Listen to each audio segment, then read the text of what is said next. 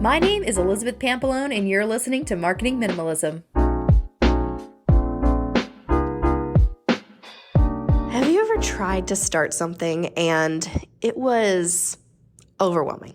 I mean, I feel like that's everything in life these days, but I think podcasting has gotten a really bad rap. It is like one of the most overly complicated, simple things that is out there in the world. And I'm going to explain that really quickly. So if you want to start a podcast, everyone's like, oh my gosh, you need this kind of mic and you need this kind of software. And what about your editor? And aren't you going to do an intro? And what about the voiceover? I mean, good grief, it cannot be more simple. So I'm going to lay out for you today how you could actually start your podcast today with pretty much everything that you probably have sitting in front of you right now.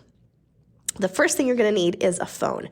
And if you don't have a phone, you're probably not listening to this podcast. So let's look at your phone and see if you have a voice memo app. I know that all the iPhones do. That's actually what I'm recording on right now. So if you have a voice memo app, open that up and record your podcast right through there. I'm literally holding my phone like a microphone right now. So just make sure that you're not into the microphone. You know what I mean? Those breaths, right? So I hold it a little bit to the side. And then once you've recorded, you can actually save that image or save that file, the audio file, into your computer. You can send it to your computer if you have a Mac, or you can email it to yourself and then download it from there. Once you have that file, I like to use something like QuickTime or something really simple audio program to chop off the front and the end of the episode to make sure that it's really tight and there's no extra gaps at the beginning or the end. Now, if you want to get fancy, you can use something from my Pro Toolkit. I have a couple of products in there that I think will really help you out. But if you want to go for free, you don't even need an intro.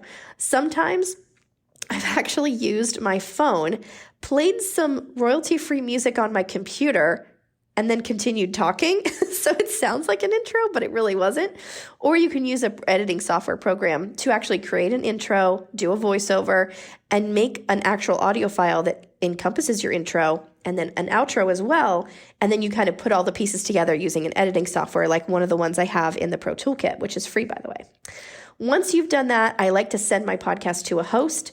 There's actually a ton of hosting companies out there. My favorite is on my Pro Toolkit. So if you're looking for a really good one that's not too expensive and that has a ton of features, check that out in the Pro Toolkit. And once you've posted it on the host, it's going to go to every single platform that you can possibly imagine.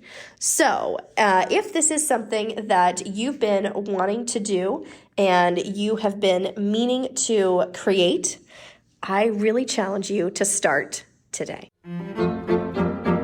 It has been a pleasure serving you.